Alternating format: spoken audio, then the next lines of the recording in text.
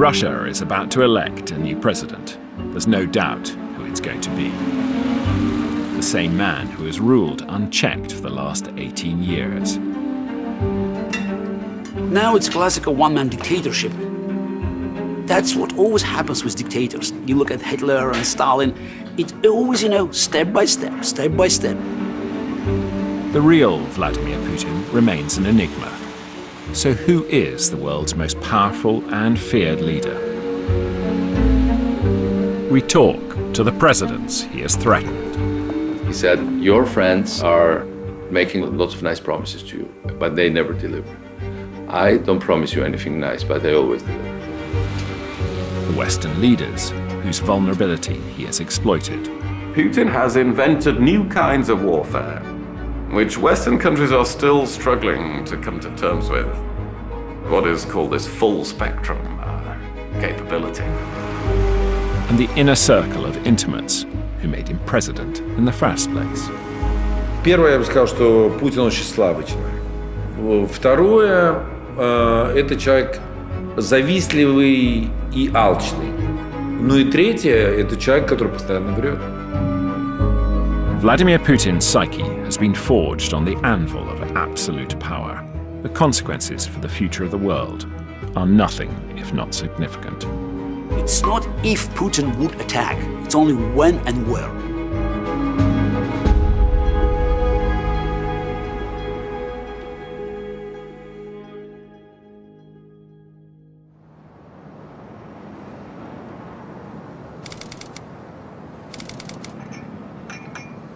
Take the view that Putin's had long enough. It's time for somebody else. Really, a time for a change is the root of what you should be saying. Ksenia Sobchak is one of 8 Russian presidential candidates. Vladimir Putin has been a family friend for decades. One important goal is to speak to the world, to make them understand that Russia is not Putin. She's meeting Lord Bell, one-time Thatcher confidant, for some strategic advice. You're a woman for a start. That gives you an immediate advantage over Putin and over every other contestant. A young one. It wasn't true of Thatcher. Thatcher had never thought of herself as a woman. So she thought of herself as a politician. That's true. I've actually met her in St. Petersburg, and I know you worked with her. But Sobchak knows her family friend all too well. He isn't going to allow her to win. After elections, I hope it will be a big result, but we understand that chances of winning are quite minimal right now, so to say. But Don't never say that, though, will you? yes, I am saying it. Because you should always tell people you're going to win. You want people to vote for you because you're going to win. But in Russia, people know that Putin will win. He created the system that allows only him to win, so the system is unfair.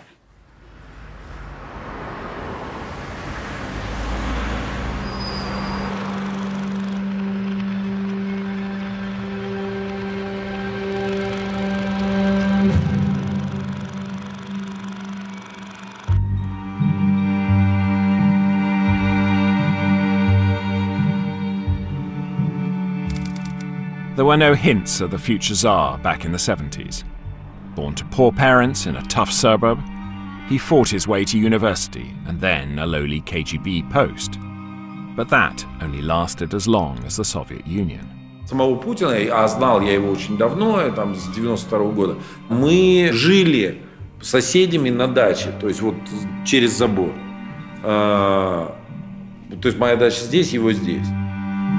Путин в силу того, что он был офицером КГБ, независимо какого уровня, то есть он был очень низкого уровня, то есть таких были тысячи, выброшенных системой, выброшенных Советским Союзом на улицу. У Путина не было амбиций, у него не было никаких амбиций, ни карьерных, не было амбиций ни каких-то политических, это вообще об этом речи не было. И случайно Путин попал, собственно, в мэрию там и так далее. In the chaos of the time, Mayor Anatoly Sobchak needed a tough guy, and the KGB officer fitted the role perfectly. From being a grey-faced KGB agent, just a servant of the state, he becomes a personality, and so the ego starts to grow. Struggling to understand the unfolding enigma of Vladimir Putin, successive world leaders have turned to one man for answers, a respected authority on power and the mind. The human brain has a single reward network, a single feel-good network that gets switched on whenever we feel paid a compliment, whenever we have sex, whenever we take cocaine, and whenever we have power and great success. What happens is you get a surge of intense pleasure and satisfaction from the stimulus, but as you repeat that at a high level, the brain needs more and more to achieve the same effect. That's called tolerance. It's an insatiable appetite. I don't think Putin was born to be an emperor. His brain was profoundly changed by the power he managed to get.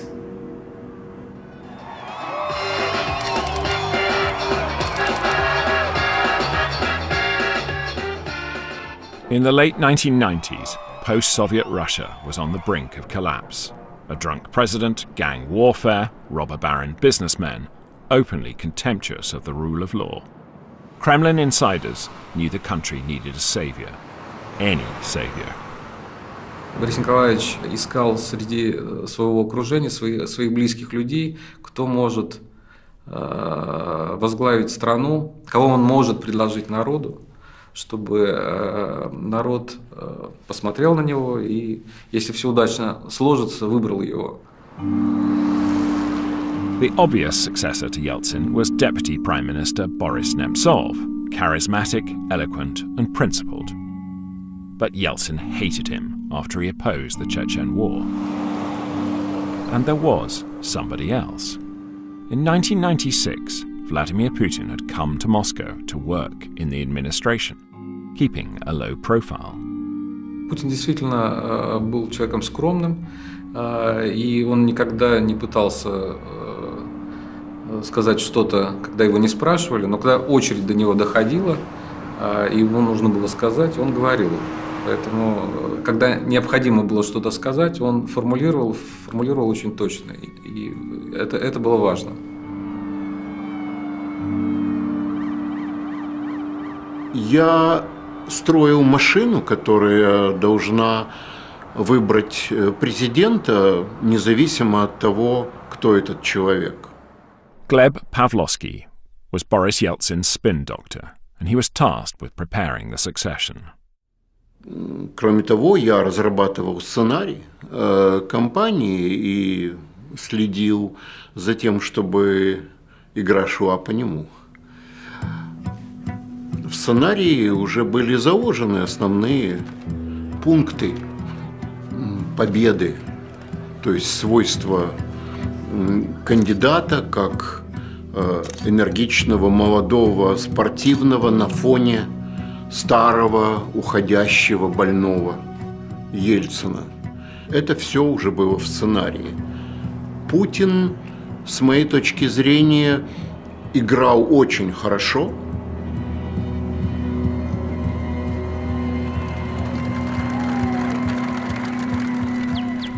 То есть лично я пытался уговорить Путина стать президентом. Now he's locked in a bitter legal conflict with Putin's government. But back in the 90s, his old dacha neighbor was also a Kremlin insider. Когда я предложил, я помню, где это было в Кремле, в 14-м корпусе. Мы были в его кабинете. Путин ответил категорически нет, что я этого не хочу. Это была для него нереальная абсолютно ситуация. Выборы должны были произойти летом. Я понимал, что Путина, которого не знает ни один человек в России, сделать кандидатом за 6 месяцев. И моей идеей было то, что нужно просто Ельцину уйти. Тогда Путин остается исполняющим обязанности президента. То есть он, по сути, уже становится без выборов президентом. И так случилось.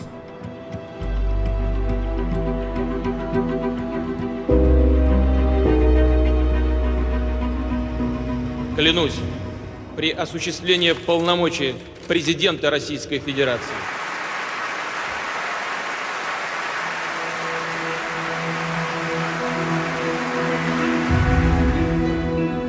If you're made president, that's one big rush. That is an enormous biological hit to the reward network.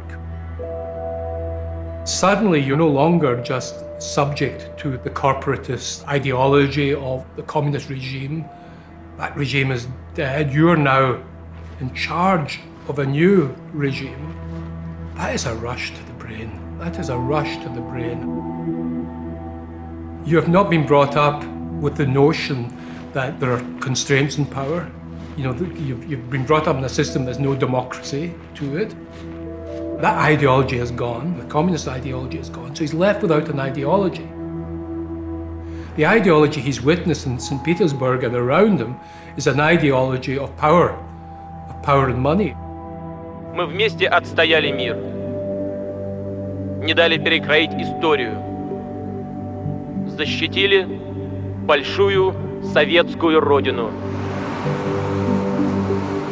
Putin asked me at that time, just 2 days after he became acting president, he called for me and offered me the position of prime minister.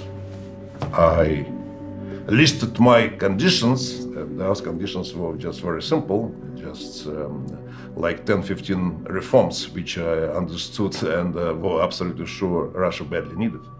And he accepted that. And the only requirement from his side was just don't step on his field, on presidential field.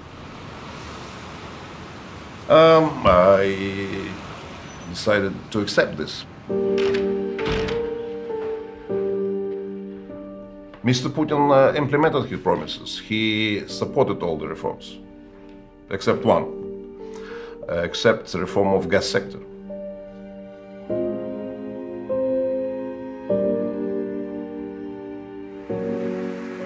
I first met him early in the year 2000. He was very much the apprentice leader. He had been surprised to find himself president of Russia. When he became president, everybody in Moscow was saying, "Who is this man?"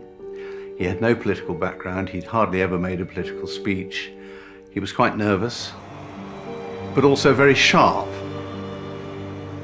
He selected Tony Blair as the first foreign leader that he wished to meet, because at the time Tony Blair was the preeminent leader in Europe, was at the height of his popularity. And in a sense, one felt that Putin was trying to learn from Tony Blair how to be a political leader. My impression of this was he was a guy who was in charge, who was comfortable in his skin. And of course, Tony Blair was the same. So there was a lot of testosterone around.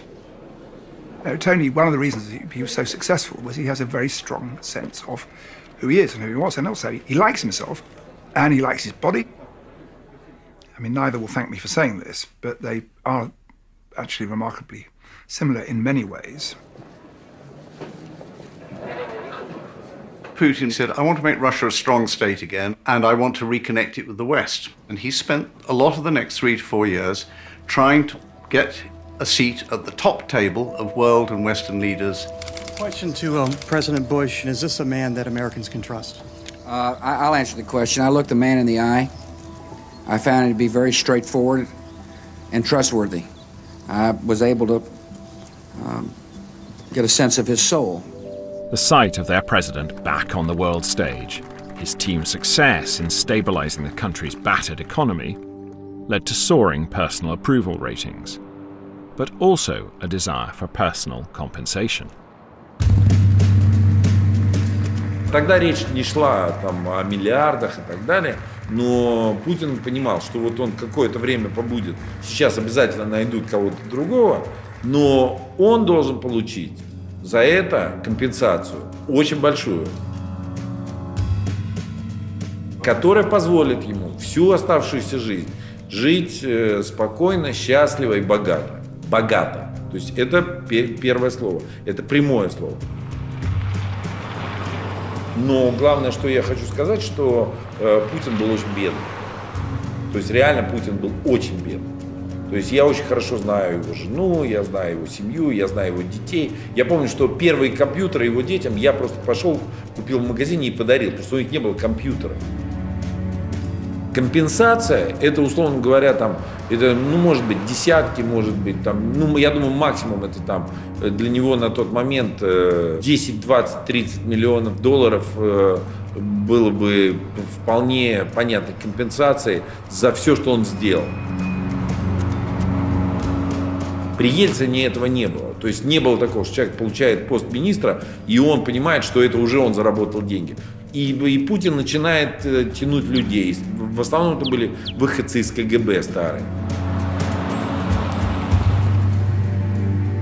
I never dreamed to become the member of the government, and actually I was deputy minister of transport, and that was just coincidentally.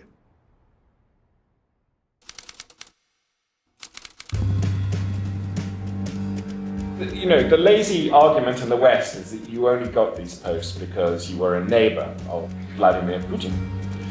Quite contrary. Quite contrary. At that time, he was already in Moscow, and that was a pure invitation from the Ministry of Transport.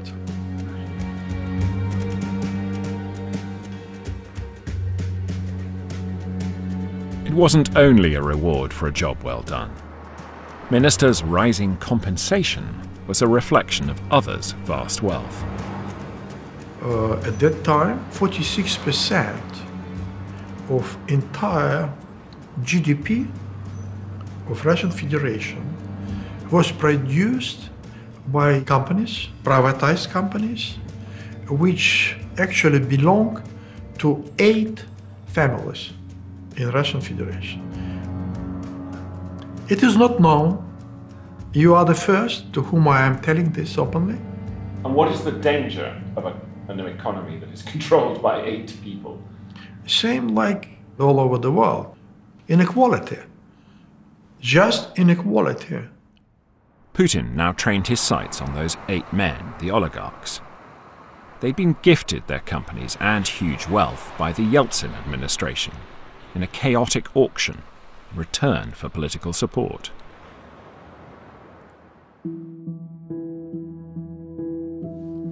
Early in 2003, the president engineered a gladiatorial clash. On the one side, the man who ruled Russia. On the other, the men who owned half of it. The chosen topic of conversation: corruption. A double-edged sword. Думаю, что время от времени нам вообще полезно собираться. Вот это государство вы сами и формировали. В значительной степени через подконтрольные вам политические и околополитические структуры. Поэтому меньше всего, наверное, нужно кивать на зеркало. Mikhail Khodorkovsky was the spokesman of the oligarchs, the 4th richest man in the world, suspected by the Kremlin of wanting to turn wealth into political influence. В 2002 году боюсь, что развилки, основные развилки уже были пройдены. Но, наверное, если бы я лучше понимал суть этого режима, именно как преступной группировки, я бы, наверное, мог бы лучше противодействовать этому режиму. I didn't pay much attention at that time because just it was announced that there would be a meeting devoted to corruption, and oligarchs team offered to Mikhail Khodorkovsky to make a presentation on their behalf. Если вы посмотрите на следующий слайд, то масштабы коррупции в России в районе 30 миллиардов оценивается долларов. Это 10-12% ВВП. Причем вопрос конкретно идет о коррупции государственных чиновников. Спасибо большое, Михаил Борисович. Позволю себе некоторые вещи отметить, прокомментировать. Вот, Спасибо вам за эти слайды. Then Putin exploded a little bit and saying how all of you, and you particular, Khodorkovsky, got your wealth.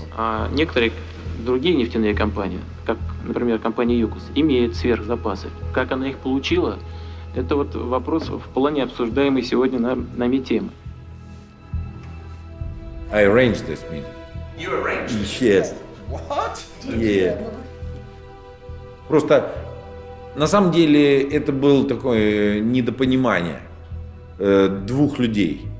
То есть Ходорковский не понял, что он сказал, потому что он не знал Путина. Он пытался ему что-то сказать, но в обратную сторону это было воспринято как просто жесточайшее оскорбление его. Потому что на самом деле Ходорковский говорил какие-то глупости, реальные глупости. Понимаете, вам трудно представить сейчас, а мне, что я этого мог не понимать тогда. А мне тогда было очень трудно себе представить, зная до этого Горбачева, зная до этого Ельцина, зная до этого Примакова и так далее. Я знал всех этих людей, кто-то из них был хороший, кто-то из них был плохой, кто-то из них был ужасный, но при этом это были все-таки политические лидеры, для которых вопрос политических решений, вопрос страны стоял, во-первых. Я абсолютно не мог себе представить, что я столкнусь с ситуацией, когда президент страны думает о личных деньгах. Khodorkovsky's fatal mistake was that he chose a massive oil deal as his major example of corruption. A deal which, it turned out, his president knew everything about. Mr. Putin started to explain me in the many details. He knew everything in details. That was brought me to the understanding that something wrong started to appear. That he knew about the terms of this transaction. Михаил, он советовался со мной. Я сказал, а если не только Сечин, но и Путин был в доле этого отката от продажи северной нефти. Это было накануне вечером дома. И Михаил сказал, я никогда не поверю, что президент такой страны может получать взятки в размере 100-200 миллионов долларов. Я просто не понимаю, зачем. И он ошибся. В том числе и, значит... Путин он настолько, это по сути, пожалуй, было, первый раз я видел его таким взволнованным после этой встречи. Я показал ему так, сказал, я обойду просто, выйду со всеми и приду. И он взял меня за рукав и сказал, пойдем. Он мне сказал, слушай, вот этот Ходорковский, я просто... ужасный человек, и вообще я вот проверил, мне написали справки, я вообще знаю, что он там не платил никакие деньги, и он вообще захватил эту нефтяную компанию бесплатно, и я вообще считаю, что так нельзя делать, это, короче говоря, надо все забрать у него. Putin was as good as his private word. Khodorkovsky was slammed in jail and his vast business sold off, first to a vodka bar in Siberia, and then to a company controlled by one of the president's closest allies. This was a turning point because Yukos was the poster child for the Russian oil industry. It was very well regarded in the West, and you thought, you are damaging Russia's image in the Western business world, you're damaging the chances of getting more investment in. So it seemed like a pretty high-risk policy, but for Putin, zapping Khodorkovsky was so important that the economic considerations took second place. The West may not have liked it, but ordinary Russians did. They were delighted to see their president taking on the hated oligarchs. And it wasn't the only sign of a newfound personal confidence. Russia and Belarus were negotiating a gas deal, and talks broke down. I instructed Gazprom continue to supply. It's February, -25 in Minsk. Continue to supply, then later we'll negotiate. And next morning, just Prime Minister of Poland calling me, Prime Minister of Lithuania, just the governor of Kaliningrad region. What's going on? We have no gas. Because just they were on the same line, on the same pipeline. President of Gazprom, he said, Putin instructed me to cut supplies. And then we will shout to each other. So what did you say? He said he didn't respect, Lukashenko didn't respect me. I, Putin, asked him personally just to accept this price, and he didn't. He didn't sign the contract. He didn't respect me. 2 weeks after I was fired. The whole cabinet was fired just 2 weeks prior to elections. Stability at home, his vast country once again at peace, and a cabinet under his direct control. It looks like the new president has single-handedly reversed the years of decline.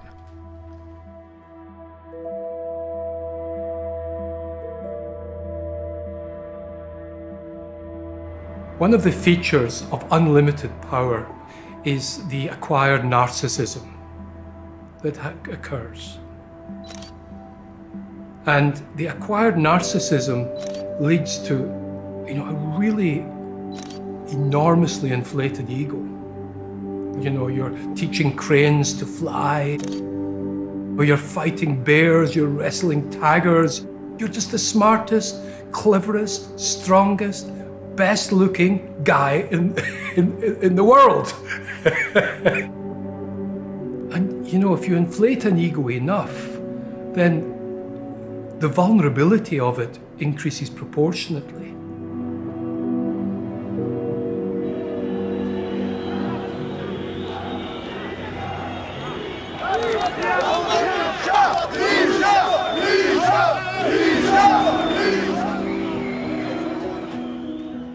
Then trouble broke out where he least expected it.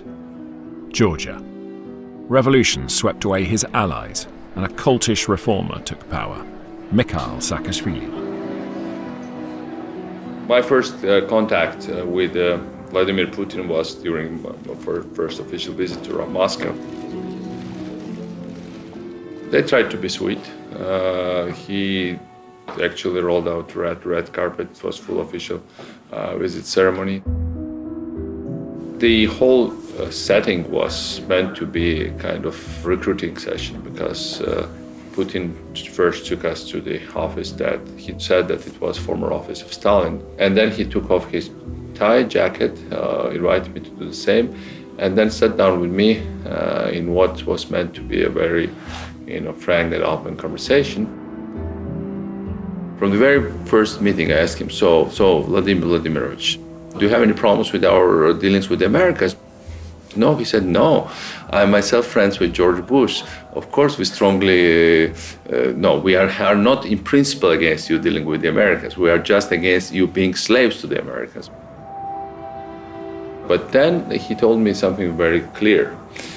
He told me that the sitting Georgian Minister of Security in Shevardnadze's government, he told me that this is our guy. We have very good experience of working with him. He really helped us a lot. And I hope he keeps his position. If he keeps his position, that will make it very easy, our cooperation. Second time I met and he asked, where is Haburtani? And I told him, well, he got promoted. We appointed him as Deputy Prosecutor General. And he said, well, this is not a promotion. We wanted to have him as Minister of Internal Security. Like that, he told me, oh, you're not going to fool me. Saakashvili enjoyed sort of poking the bear in the eye, and that's not always a very wise policy, and some people around him advised him not to do it, and he would have been better advised not to do it. The psychological and the personal now plays a much bigger role in international politics because of the old certainties, the old tectonic plates of ideology and of interests between blocs. They've all gone. And we're now in a system where individual human psychology and personality plays much more of a role. To Putin's intense irritation, Bush immediately responded to Saakashvili's overtures, reversing the pro-Russian stance he'd earlier held. Georgia is today both sovereign and free, and a beacon of liberty for this region and the world. Putin began to believe that the Americans could never be trusted, a view strengthened as the tide of revolution reached neighbouring Ukraine. Now to the political crisis in Ukraine. The Orange Revolution pitted Putin's man, incumbent Viktor Yanukovych, against challenger Viktor Yushchenko, who the Kremlin thought was a US puppet. At the polls, Yushchenko won, despite the best efforts of Putin's personal spin doctor. Я не вел кампанию, хотя очень многие считают, что это я ее вел. Но Янукович не был моим выбором, он был ужасен. Я делал то, что мог, но, как известно, все это кончилось очень плохо. Путин считал, что это все сделали американцы. Я бы сказал, что Путин был в этом уверен на 100%, а я на 70%. Это была на самом деле открытая борьба, в которой Москва проиграла.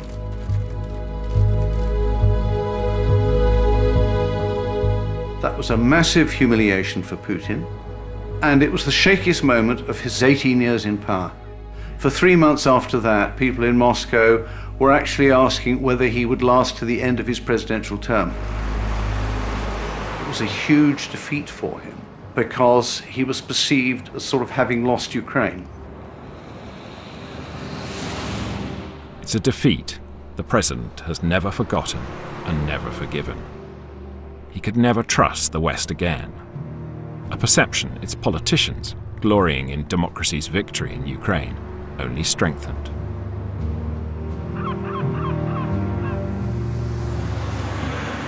From the West's point of view, this was the end of history.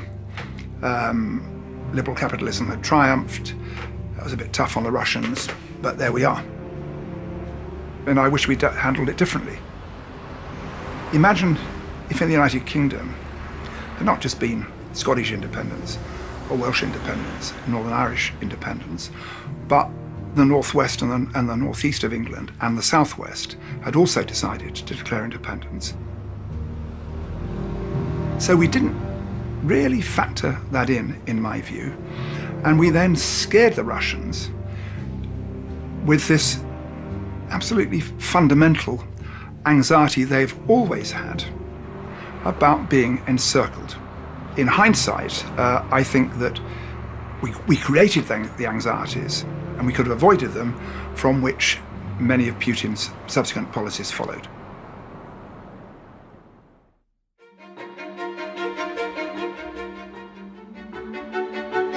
In 2005, everything changes. Vladimir Putin turns inward, back to Russia and its people. Gone modernization, gone attempts to woo the fickle West. Instead, Putin is Russia, Russia is Putin is the new slogan. He will rebuild his country himself. Мы отнеслись серьезно и стали создавать разные молодежные и немолодежные организации, чтобы иметь какую-то массовую опору.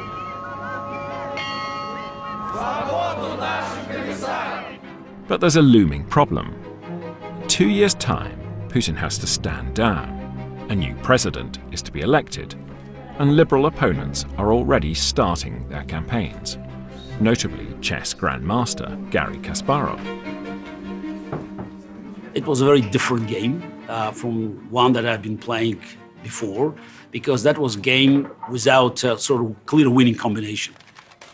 In 2007, there still was a chance for Putin to walk away, already probably the richest man in the world, and with massive influence, and by the way, with decent reputation. This is the world's most famous chess player, then still ranked #1. Definitely one of the most recognizable faces in Russia. Absolutely the most recognizable face in Russia outside of, movie stardom and Putin. Certainly the man that, if you asked anybody anywhere in Russia, who's the smartest man in Russia, they would probably say Garry Kasparov. He almost immediately went on tour, and I was with him on this little charter plane. Within the space of a week, things started shutting down. First, we had to give up the plane because they would no longer let him land.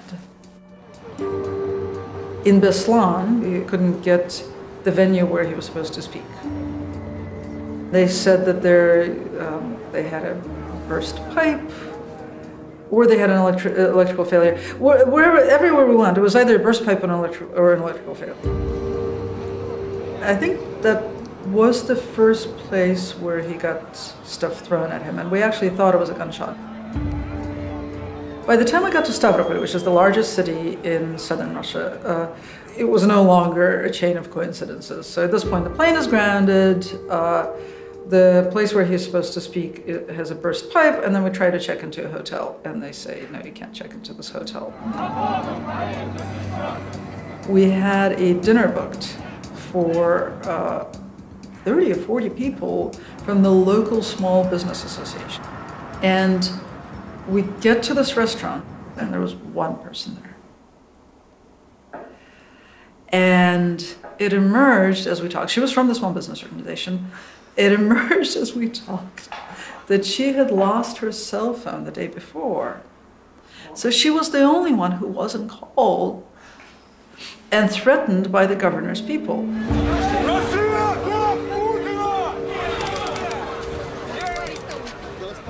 The Grand Master soon finds himself under arrest.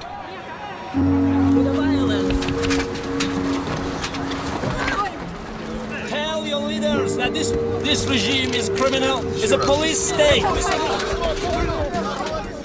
I have to say that compared to what we are seeing today, those were vegetarian times.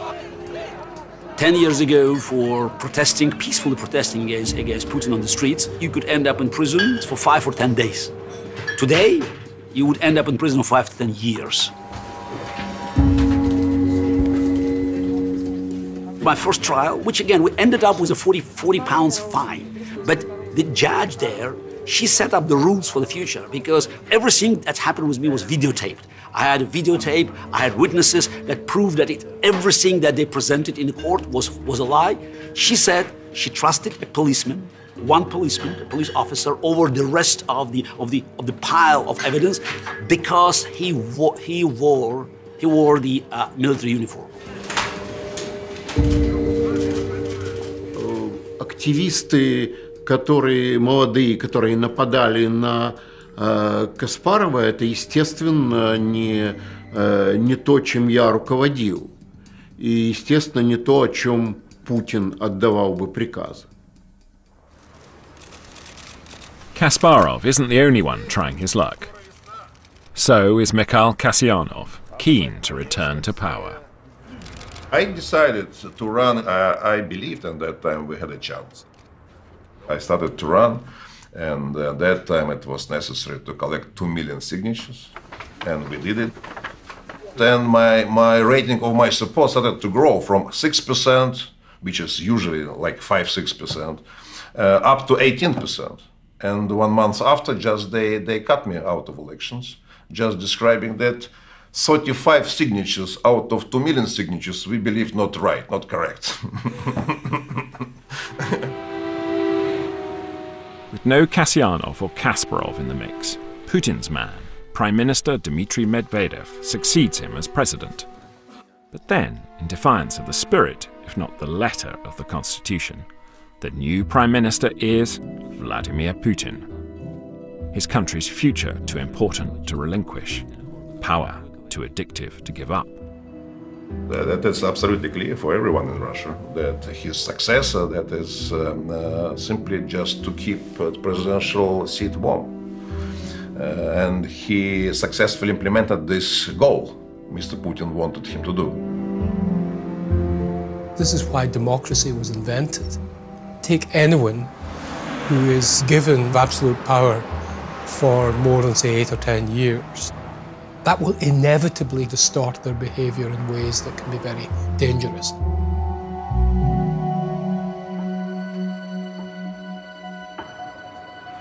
In 2006, Putin had pushed a law through parliament allowing the KGB to kill traitors outside Russia. Months later, Alexander Litvinenko lay dead in London, the KGB defector poisoned with radioactive polonium after eating sushi and drinking tea in a Mayfair restaurant. I was on my way to London for a meeting with Tony Blair, and Litvinenko had been murdered a few days before that, and everybody was talking about it. So we had a stopover in Minsk. We went to see a summit, after which we had a banquet. There was Putin in the middle. I was on his right hand, and Lukashenko on his left one. And Lukashenko has this habit of poking Putin from time to time and even making fun of him. And so he started to say, well, Misha, so from here you are leaving for London, and so you should really be well fed. I don't advise you to eat anything in London. And he says, especially I don't advise you to eat any sushi. Then don't even go close to sushi.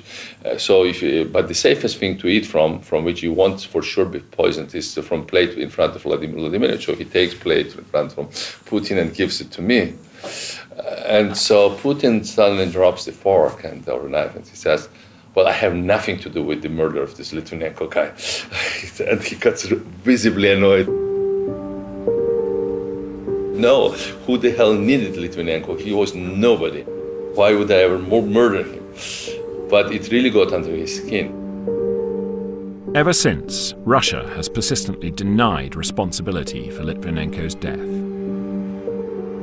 But behind the jokes in Minsk lay tension.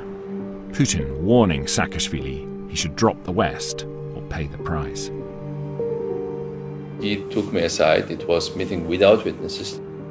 It was in a dark room next to the main hall. We sat on the chairs. There was not even a table. So he put his hand on my knee, like with nails, and looking straight into my eyes. And you really are underestimating us. You cannot play around with Russia like that. The all-powerful Putin was increasingly inclined to show open contempt for his former allies. One thing that struck me, an anecdote about Putin, which reveals to me that he's probably not a very nice person, is Angela Merkel is afraid of dogs and made the mistake of divulging this to Putin. And one time when she was in Russia, what did he do but bring this enormous, horrible big dog into the room just so that he could enjoy the power that comes, that somewhat sadistic power that comes from making someone frightened.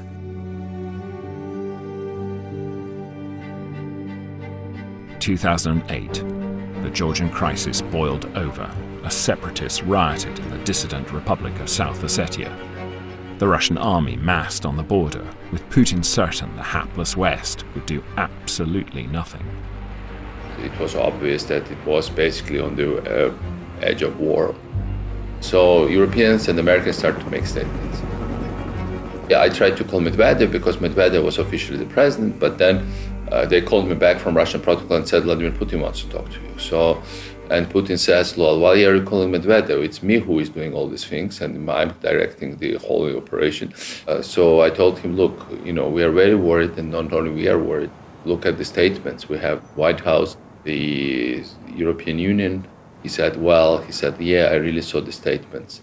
They are really very strong statements. And he said lots of paper was spent on the statements. So he told me, Mikhail Nikolaevich, why don't you call your friends in the West and tell them to roll this paper and stick it in their asses?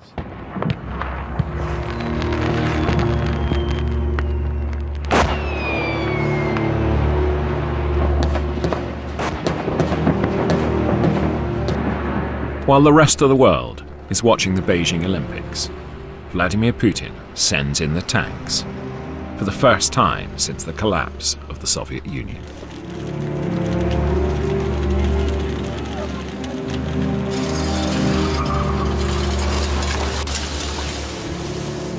happened that at that moment, finally, the Americans woke up. I have directed Secretary of Defense Bob Gates to begin a humanitarian mission to the people of Georgia headed by the United States military. This mission will be vigorous and ongoing. And one of the things that they leaked was that Cheney wanted to hit the Russians with cruise missiles. Within 40 minutes after Bush's announcement, Russian troops advanced on our capital was stopped. So Putin got the message. The West was horrified by the invasion and relieved at the pullback, but even a 5-day war made Russians feel their country was strong again, a firm leader at its tiller. Worried European countries decide it's time to try and be friends again. I visited Moscow and I saw then President Medvedev. This was in the period when Putin had stepped into being prime minister, while of course still holding the reins of power. Medvedev is much more a normal European politician. Talking to him is a much less, you get a much less sinister feeling, really, than talking to President Putin. I escorted him to the Olympics when he came here in 2012. I took him to the Excel Center to see the judo. I know a bit about, I've done some judo, not as much as he has.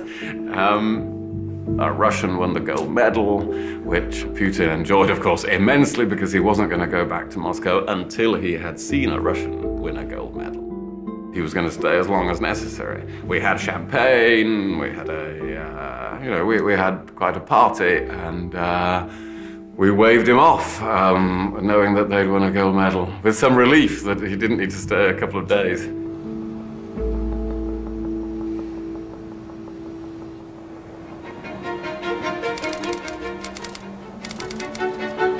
Two years later, the Sochi Olympics were intended to be another stepping stone in Russia's path to global dominance. The president poured vast amounts of time and money into the project.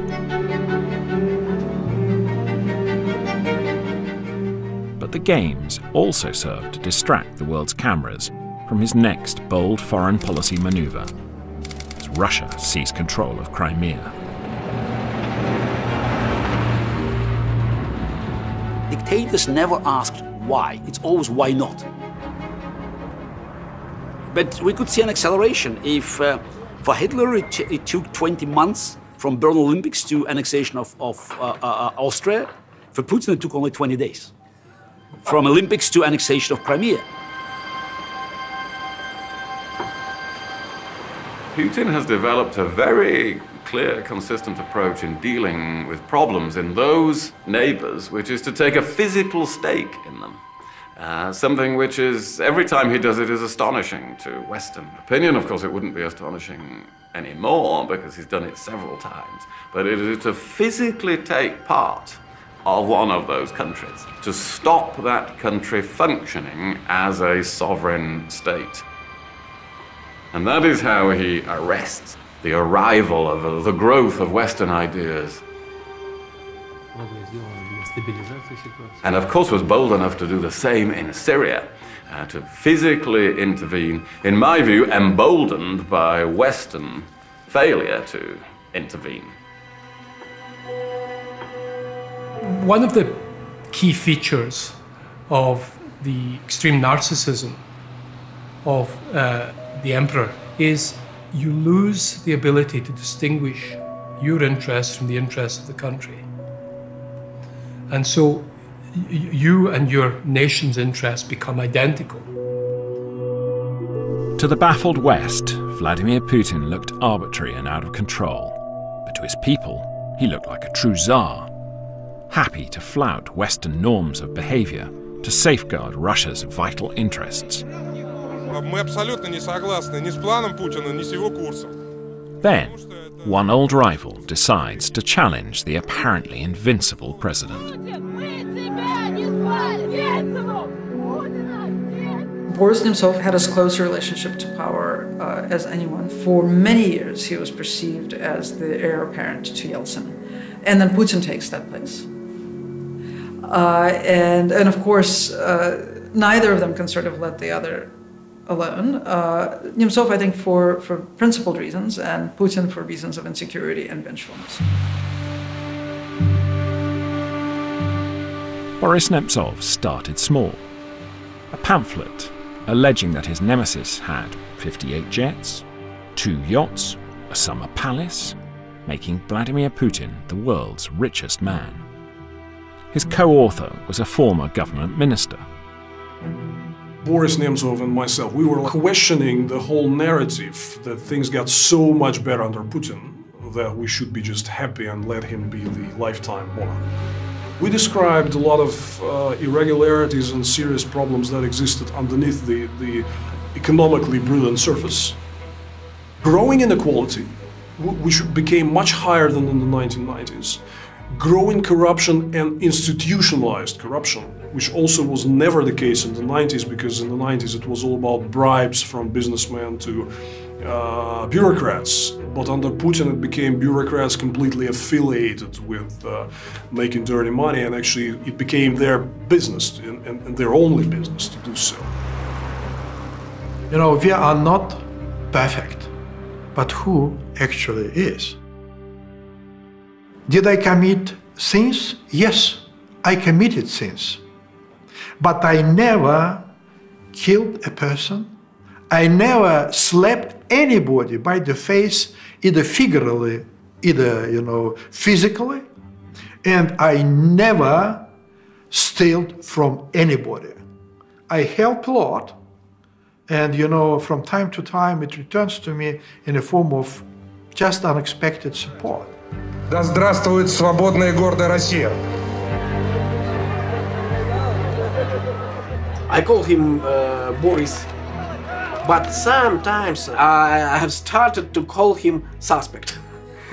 But he was a man with a brilliant sense of humor. He was preparing the next pamphlet devoted to the annexion Crimea. It's a very sensitive subject for Putin's regime.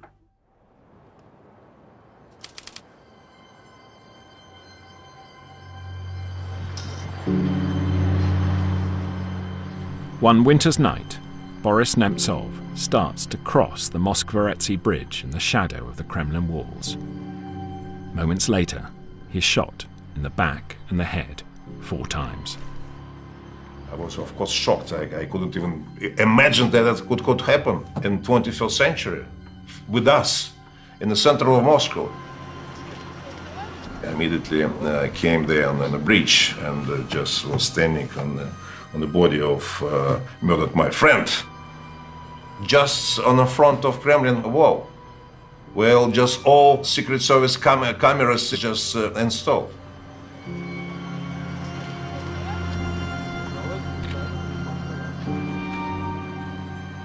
I was shocked. It was a real shock for me. I didn't think it was possible. I didn't think it was possible, and I didn't know who was guilty. Despite the absence of any CCTV, Kremlin's cameras were being serviced that night. 4 men are arrested for Nemtsov's murder, one a former para. But Nemtsov's supporters doubt ultimate responsibility lies with the former serviceman. If you stand there and look at the location, and you completely understand that in this place, it cannot happen without not only the permission, but the order from a person number 1.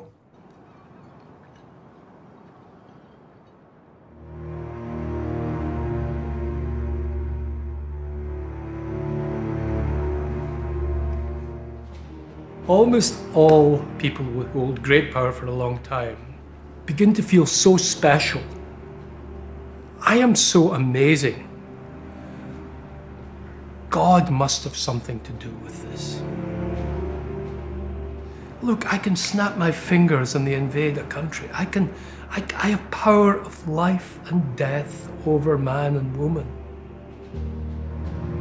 George W. Bush confessed he thought that God was involved in his decision on the Iraq War. Tony Blair hinted that we chat with God now and again. Julius Caesar had himself deified and he was still alive. With unchallenged authority at home and his nearest neighbours put in their place, the president is now able to spread his influence even further afield. It seems very evident that there was Russian interference in the election. The amount of evidence amassed by the intelligence agencies in the United States about Russia is unlikely to be wrong. A lot of people say, as an example, you know, Hillary likes to play tough with Russia. Putin looks at her and he laughs, okay?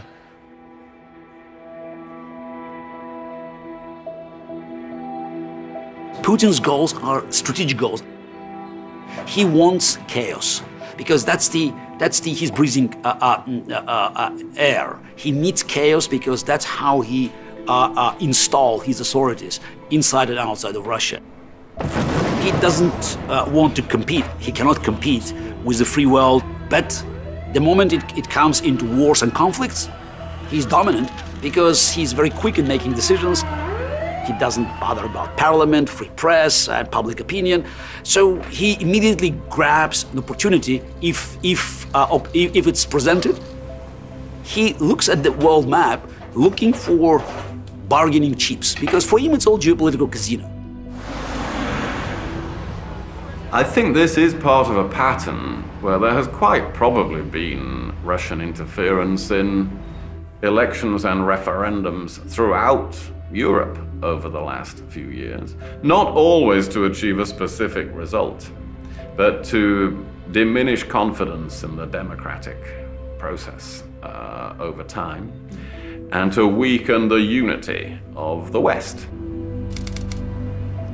And it's not over.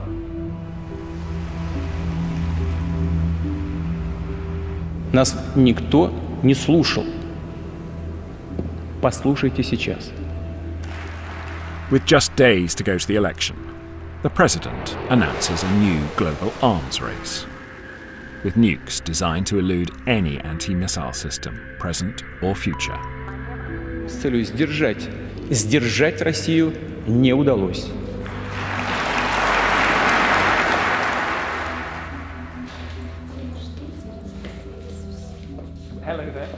Out on the campaign trail, there's a growing tide of suspicion that the president is just using his family friend as window dressing on his inevitable accession to power.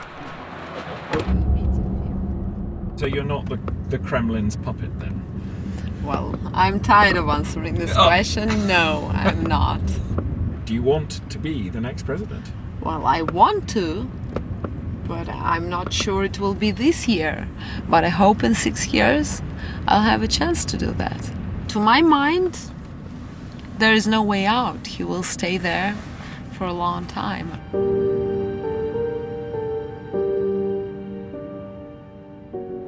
Even if he could arrange a handover that guaranteed he would not suffer the fate of Gaddafi or Saddam Hussein, how do you replace the incredible mainlining into your reward network of exceptional power? There's an awful bleakness and blackness out there awaiting you.